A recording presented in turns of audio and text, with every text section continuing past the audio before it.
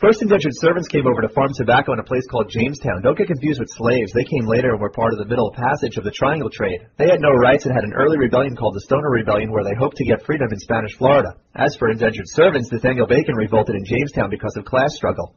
In New England, there were Pilgrims who were separatists and Puritans who were non-separatists. One Puritan was Anne Hutchinson. She challenged the church's authority. People weren't going to church as much in the New World, so the Halfway Covenant eased the qualifications for membership, and the Great Awakening was a religious revival led by George Whitefield and Jonathan Edwards. In New York, there was the Zenger trial, which led to freedom of the press. Everyone in the colonies was British and helped the mother country get stronger by shipping resources back home in a system called mercantilism. Britain only cared about their bottom line, so they didn't rule too tightly in a policy called Salutary Neglect. The colonists even had their own House of Burgesses.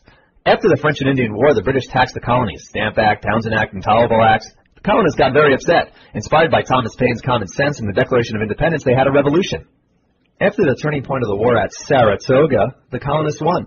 First, they drew up the Articles of Confederation, which were weak. They passed some ordinances, which provided for new states in the West, but they had no central court system or an executive branch. They also had no army, hence Shays Rebellion got out of control. It was time for a constitution. It was drafted in Philadelphia and became a bundle of compromises. It provided for checks and balances. After Hamilton, Jay, and Madison wrote the Federalist, it was ratified. Oh, there was also a Bill of Rights, too, but that came later in 1791. That's important to know. So the government was young and fragile. That's why George Washington wanted neutrality to be the foreign policy. Alexander Hamilton came up with a new financial plan that involved paying up debts and sponsoring a national bank. He supported a loose interpretation of the Constitution and was fine with Congress using the Elastic Clause. When Adams became president, we almost went to war with France. The Jay Treaty upset the French, so we sent over diplomats who were nearly blackmailed to speaking to the French diplomat. That was the XYZ affair. Next thing you know, there's a quasi-war with France. The Alien and Sedition Acts were passed to limit civil liberties. That angered Madison and Jefferson, who wrote the Virginia and Kentucky resolutions, saying that the state should declare laws null and void. Ah, Jefferson. He acted like a Federalist as president, and bought Louisiana as a territory. He did it through a treaty. Oh, he also supported the Embargo Act, which hurt the North by cutting off trade. While Jefferson was president, John Marshall expanded the power of the Supreme Court. In his decision of Marbury versus Madison, he declared an act of Congress unconstitutional. This is called judicial review. Well, sure enough, because of impressment, we fought the War of 1812, and no one cared. One war hawk named Henry Clay wanted an American system. That would make the U.S. self-sufficient. Around the same time, President Monroe's Doctrine said that Europeans should stop colonizing in the Western Hemisphere. Well, Andrew Jackson became president and appointed his friends in what was called the spoil system.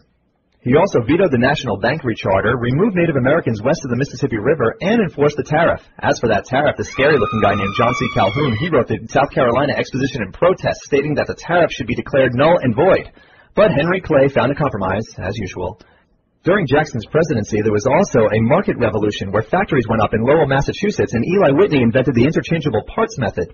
Oh, and there was also an Erie Canal that linked upstate New York to the West for trade. You can never get too many Great Awakenings, so another one happened in the burnt-over district of upstate New York around 1830. It led to new reforms like temperance, abolition, and utopian communities like the one at Brook Farm. Women wanted rights as well, and they had a convention at Seneca Falls, New York. This guy Horace Mann, man, did he love education.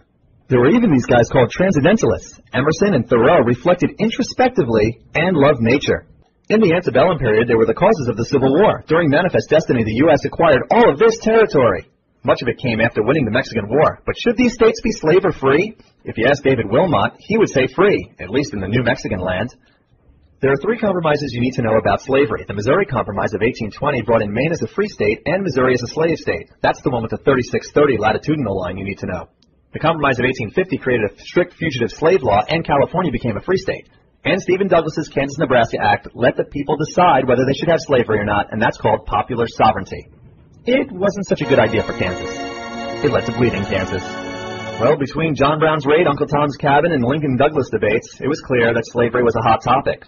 The Dred Scott case was quite controversial. It said that slaves were property, and they could not sue in court. Lincoln won the election of 1860, and the South seceded. That led to the Civil War, which the Union won. The Emancipation Proclamation freed no slaves, but changed the war aims. Don't forget, Lincoln was fighting to maintain the Union at first. African-American regiments were formed, but the Army would be segregated until the Korean War. After the Civil War came Reconstruction. Presidential Reconstruction was lenient. Radical Reconstruction was harsh. Thaddeus Stevens and others wanted to bring blacks more rights, a Freedmen's Bureau, and use the Reconstruction Acts of 1867 to militarily divide the South. The 13th, 14th, and 15th Amendments were passed during Reconstruction. Reconstruction upset some in the South, and that led to the rise of the KKK. They were a militant organization that tried to terrorize blacks. After the troops were pulled out in 1877, home rule was established in the South, and literacy tests, grandfather clauses, and poll taxes prevented blacks from voting. The Gilded Age came next. Unions like the Knights of Labor were formed, which let African Americans and women join. Samuel Gompers led the AFL, which wanted bread and butter issues. During this time, presidents supported employers in strikes, like the Great Railroad Strike of 1877 and the Pullman Strike. Robber barons made trusts and monopolies that exploited consumers. The Sherman Antitrust Act was made to break up these trusts, but it mostly broke up unions at first, until Teddy Roosevelt began to trust bust. Speaking of Teddy Roosevelt, he sure did have a big stick. During the age of imperialism, America acquired territory all around the world. A lot of it came out of the Spanish-American War. Roosevelt also sponsored the building of the Panama Canal.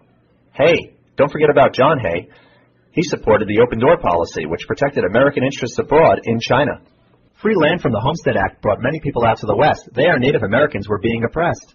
The Dawes Act looked to westernize them, but it failed.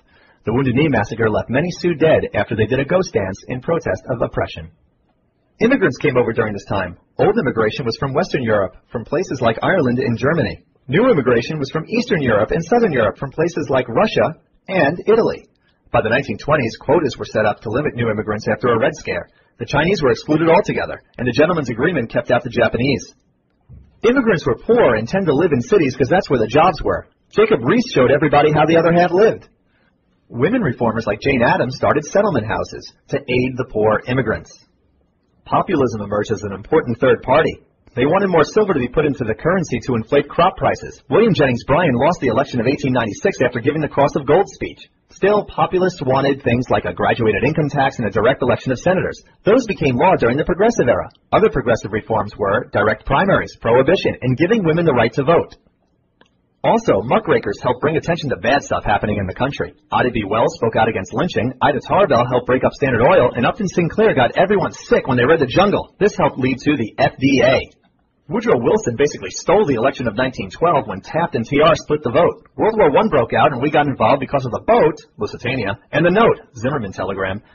A draft protester named Charles Schenck started putting leaflets in everyone's mailbox. He created a clear and present danger, and the Supreme Court said that his actions were not free speech.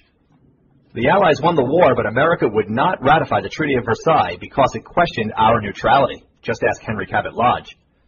In the roaring 20s, flappers pushed the envelope on women's behavior. A Harlem Renaissance of black culture gave us jazz, and new products like washing machines were being purchased by a new consumer culture.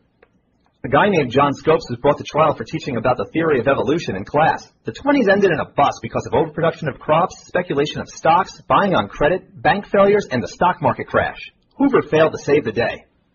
So FDR won the election of 1932 and established a New Deal, AAA, FDIC, CCC, WPA, NIRA, NRA, and Social Security. Thank goodness for Keynesian economics, as deficit spending would be the only way to pay for it all. The Supreme Court didn't like the New Deal. Just ask the sick chickens. We stayed neutral again before World War II with the Lend-Lease Act, but then got involved after Pearl Harbor. We won after Truman ordered the dropping of the atomic bomb. During the war, Japanese people on the West Coast were relocated to assembly centers called internment camps. The Supreme Court said that this was okay in the court case Korematsu versus the United States. The Yalta Conference gave so much land to Stalin that the Cold War started. The U.S. preached containment, which meant to stop the spread of communism. The Truman Doctrine gave military aid to countries, and the Marshall Plan offered economic assistance to those resisting communism.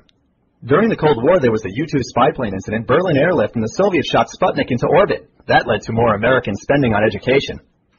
There was also McCarthyism, which looked to find communist traitors within the country. Many civil liberties were limited. The Rosenbergs were executed for selling secrets to the Soviets. But the peak of the Cold War was the Cuban Missile Crisis, when JFK ordered a blockade of Cuba and threatened war if missiles weren't taken out. They were, and everyone survived. The 1970s had a peaceful détente, which gave us the SALT Treaty. But what about Vietnam? The Gulf of Tonkin resolutions gave LBJ a blank check to escalate forces. The Tet Offensive decreased American morale as the communists pushed south. A young generation protested the war. Many were known as hippies. They listened to Phil Oakes and Bob Dylan. They played folk music in protest of the war. But what about civil rights? After Plessy versus Ferguson of 1896 said that separate but equal was good, Brown versus the Board of Education of 1954 said otherwise and led to desegregation of schools. Booker T. Washington aimed for gradual gains, but W.E.B. Du Bois wanted equality for blacks. So did Martin Luther King Jr., who had a dream. Some, like Stokely Carmichael, wanted black separatism. Okay, let's wrap this up. Richard Nixon quit after the Watergate scandal. Carter and Reagan were Washington outsiders. Carter had an energy crisis, but brokered the Camp David Accords, which brought some peace to the Middle East. During this time, women wanted an Equal Rights Amendment. One of the names you should know is Betty Friedan. She wanted women to be free. Dan? The states never ratified the amendment, though. Reaganomics meant that wealth would trickle down to all classes.